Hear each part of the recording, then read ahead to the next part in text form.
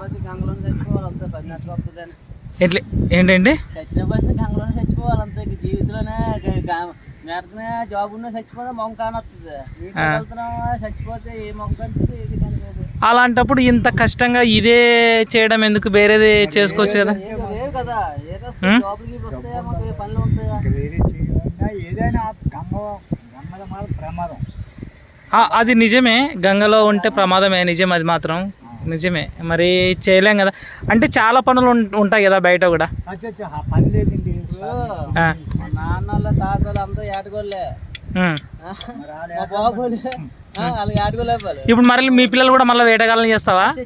మరి చదువుతాం కదా మనం, ఏటగోలే పిల్లలు.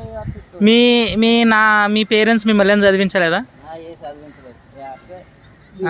ఈ సార్ ఏమవుతాడు నీకు? ఇతను పెద్దనాన్న అవుతాడు. మీ పెద్దనాన్న.